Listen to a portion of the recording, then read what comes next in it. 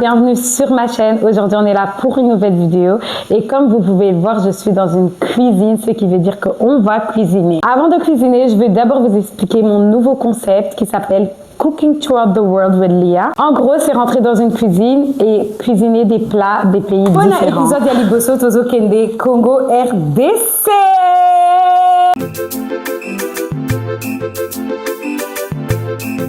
Pour notre entrée, nous avons besoin de 2 paprikas, un oignon et 2 morceaux de dinde, de dinde fumée. Ou comme les Congolais disent, masokoya dindon. Évidemment par laver nos ingrédients.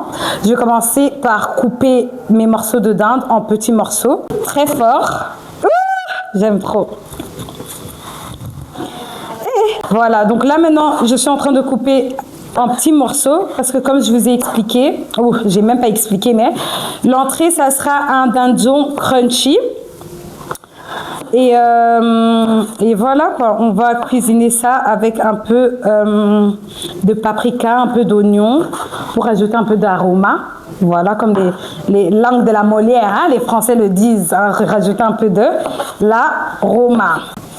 Normalement, je préfère couper en gros morceaux, mais vu qu'on va mettre ça sur des petites croquettes, c'est mieux de couper en petits morceaux. Mais des entiers.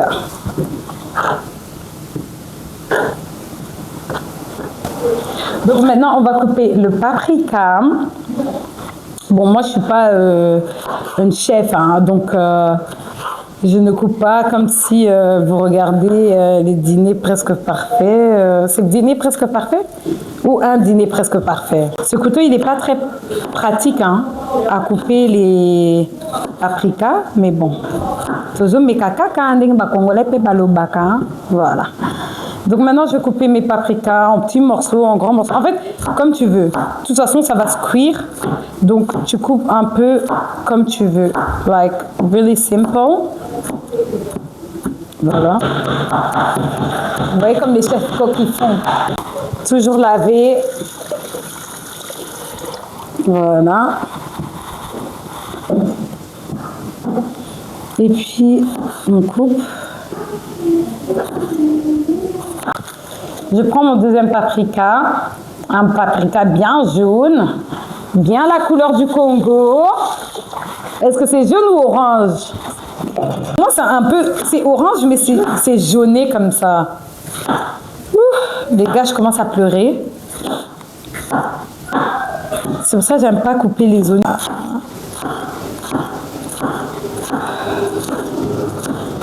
Moi, huile d'olive nanga zui, voilà. Je vais prendre notre petit la poêle. Voilà. Donc, pas beaucoup, hein, parce que les gars, il y a déjà de l'huile. La viande fumée, c'est déjà hein, très avec beaucoup de graisse. Donc, pas beaucoup, parce qu'après, on va encore le mettre dans l'air fryer. Comme ça devient bien crispy. Parce que comme j'ai dit, attendez, je vous montre, ça sera du dindon crunchy. Voilà. Donc, voilà. Et puis, je vais couper. Oui, et ça va nous. Je vais commencer par mettre d'abord le paprika, l'oignon et le deuxième paprika dedans. J'espère pas que je vais foutre de la merde. Hein. Okay. Donc là, les gars, mes oignons, mon paprika, ils sont en train de sear, comme les Anglais disent. Moi, je suis trilingue, quadrilingue, vous me connaissez. Donc, on va parler avec toutes les langues que je connais. Je suis en train de tourner. Je vais bientôt rajouter ma viande. J'ai pas encore épicé ma viande parce que, faut savoir, la viande fumée, il y a déjà le goût. Donc, ça veut dire que je vais mettre, en fait, je vais rajouter les épices pendant que c'est en train de cuire. Comme ça mélange bien. Et puis, quand on va bien faire ça rentrer dans l'air fryer, croyez-moi. Donc, je rajoute ma viande. Voilà. Comme épices, j'ai décidé de prendre de l'aromagie, tout le monde connaît, facile. Un peu de poivre et d'aroma en poudre. Pourquoi que 3 épices? Parce que comme je l'ai dit, pour moi, la viande de dinde, c'est déjà, et surtout fumée, c'est déjà avec beaucoup de graisse.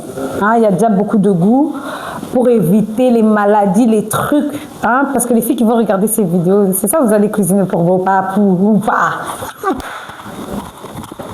Je suis trop Non, sérieusement, les filles. Donc, un peu de poivre, un peu d'aroma, un peu de Maggi, c'est bon, c'est assez. Voilà. Donc, les gars, là, je vais mettre tout. Je rigole en fait parce que les takes qu'on est en train de faire pour cette vidéo, regardez. Je vais tout faire entrer dans l'air fryer. Comme ça prend un petit goût de crunch et tout et tout. Vous voyez comment le paprika est condi. Et je ferme ça comme ça. Let's go in the air fryer. Donc les gars, j'ai mis ma viande pendant 10 minutes dans l'air fryer à 200 degrés. Comme ça peut donner un petit genre, un petit genre croustillant. Donc là, on va retirer la viande pour voir un peu ce que ça donne. Ouh! Je sais même pas si vous pouvez voir, mais ça donne un... Ouh! Retirer notre sachet. Et on va mettre la viande ici. Je ne sais pas si la prod peut faire en sorte que les gens puissent voir la viande. Voilà le résultat de notre viande. Bien crunchy comme vous pouvez voir au-dessus. Je vais dresser mon entrée. J'ai pris des petites croquettes comme ça qu'on trouve chez Carrefour, chaque magasin, supermarché. Et en fait, nous allons juste prendre notre petite viande qu'on a coupée en morceaux et mettre dessus. Juste comme ça. Faites en sorte que le paprika est bien dessus. Un peu d'herbe.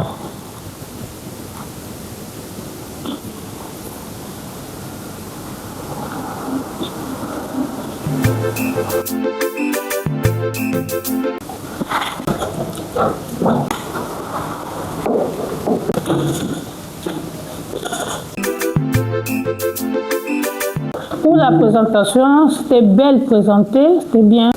Ah, la présentation était bonne, c'est bien présenté, c'est trop bien.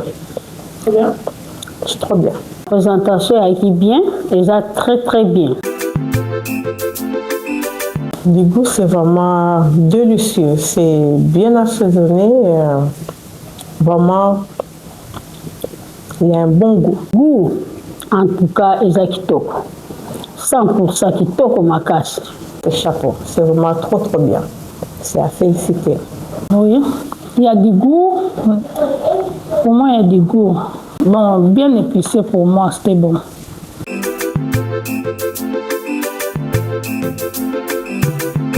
Pour l'entrée,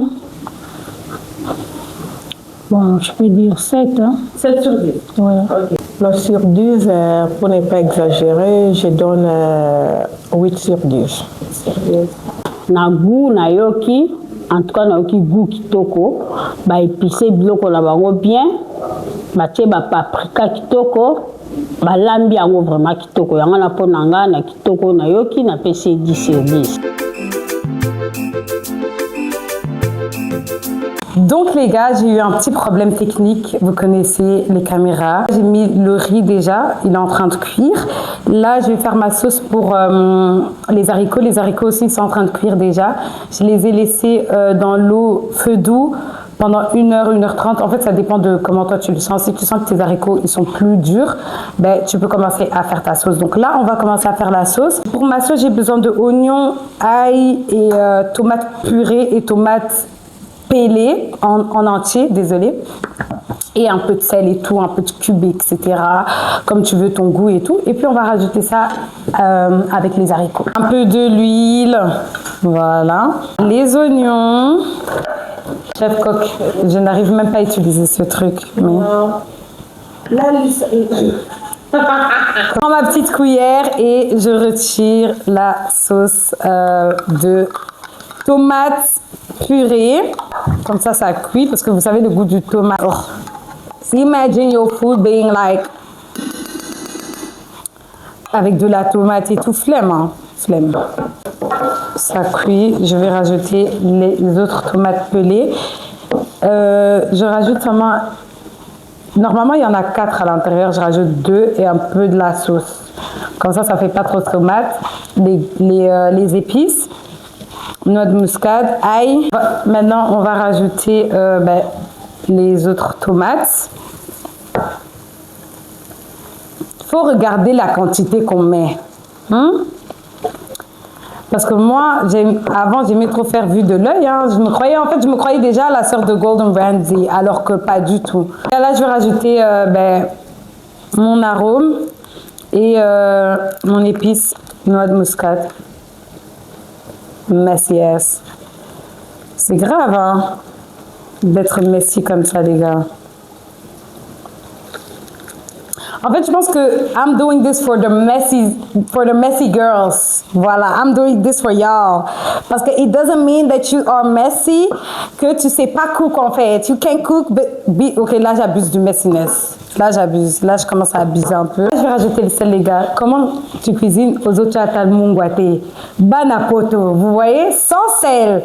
Sans là, sel. les haricots sont prêts, ils sont très prêts. Je pense même que j'ai abusé. Je vais rajouter la sauce rouge que j'ai fait, la sauce tomate. Je vais la rajouter et un peu de l'eau et laisser cuire encore 30-40 minutes à feu normal. Moi, je trouve feu normal. Je sais pas comment d'autres personnes le font, mais pour moi, c'est feu normal. Je rajoute un peu de l'eau. Voilà. Comme ça.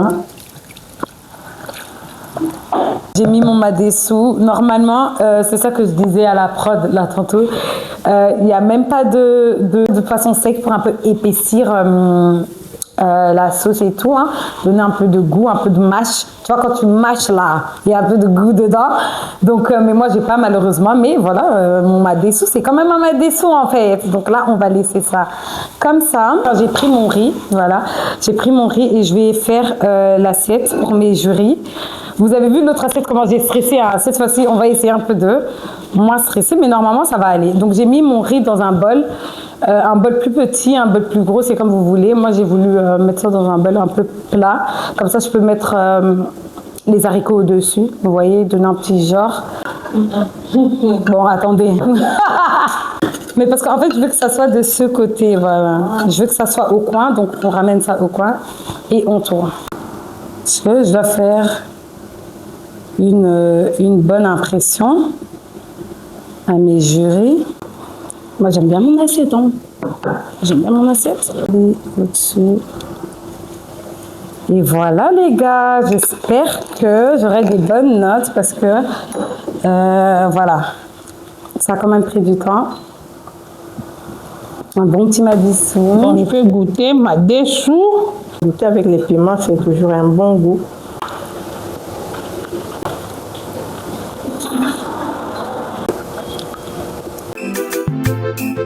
Oui, présentation, ça bien.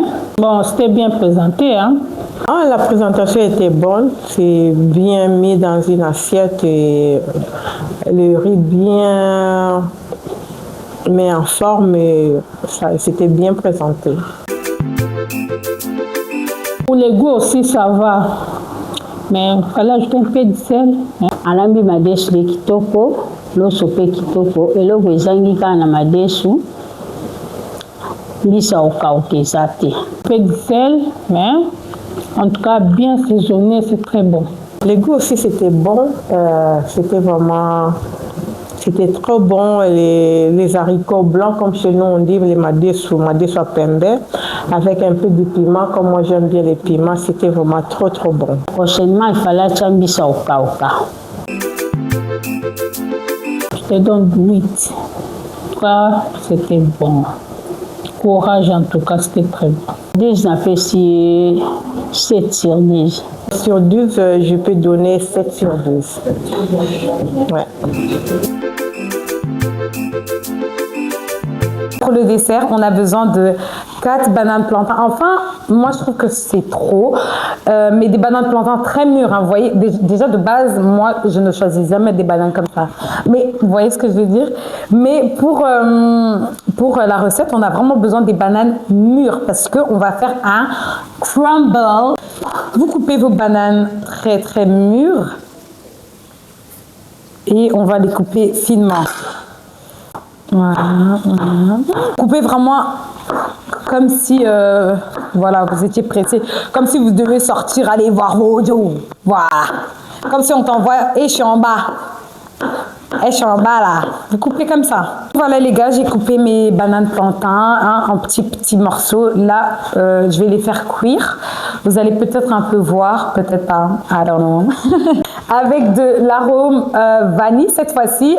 Maintenant, c'est pas les cubes magiques, vanille, mais vanille. Sucre brun et du cinnamon. Cinnamon, c'est de la cannelle. Poudre de cannelle, voilà. Donc, on va cuire ça. Juste un peu d'huile. Moi, je pourrais même mettre du beurre au lieu de l'huile parce que vu que on va cuire ça dans le four, je pense que le beurre, c'est mieux. Donc, mes sars, je vais rajouter mes bananes dans la poêle.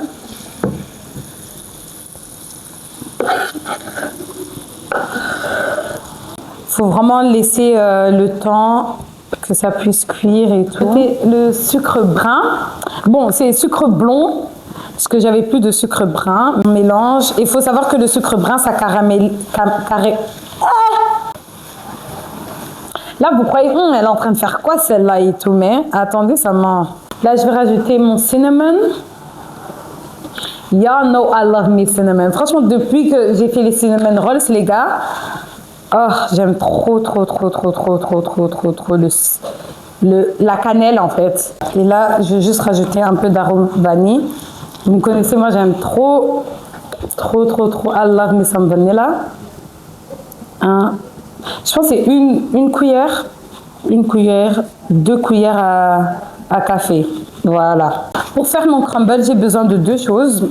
De la farine et du beurre. C'est tout. Je mets ma farine à l'intérieur du bol. Blond. C'est ça qui rajoute en fait le crunch. Vous voyez? Donc je vais mélanger le sucre et la farine. On mélange ça, les mains, on n'a pas peur. Et c'est pour ça aussi que j'ai pas fait mes ongles. Sinon, j'allais commencer à tenir les choses comme ça. Non. Mon beurre et je vais rajouter quand tu vas mixer. Et c'est ça le crumble. Et c'est tout. Je vais rajouter de la cannelle dedans pour qu'il y ait un peu de goût de cannelle même dans la pâte. Tu vois, même dans le crumble. Je vais faire rentrer mes bananes et je vais les aplatir en fait.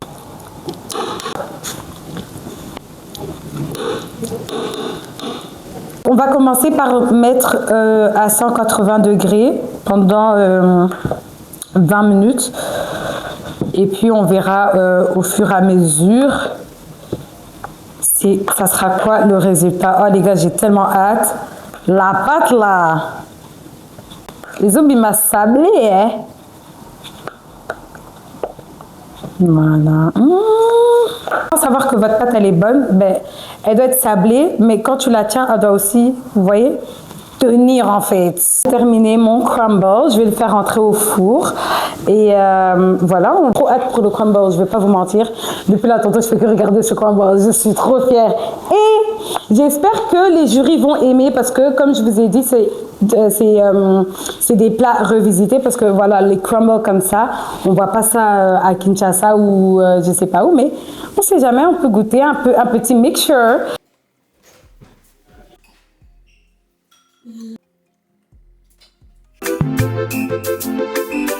Pas wow, mais normal. La présentation était... Bon, je peux trouver que c'était moyen. C'est pas trop wow. Vraiment, j'ai trouvé aussi que c'est pas trop mal, mais ça va. C'est pas, je peux pas dire wow, mais ça va. Bon, ça va. Oui, mais bien, surtout bois vanille et pêche macasse. Ça va, c'est du nouveau. C'est du nouveau pour moi. C'est la première fois que je mange ça comme un dessert. Mais ça va. Bon, le goût, bon, j'ai trouvé ça bon, hein, c'était bon. Avec des vanilles, hein, la crème vanille aussi, ça sent vraiment bon. Première fois, ouais. Je te donne 6. Ouais, 6.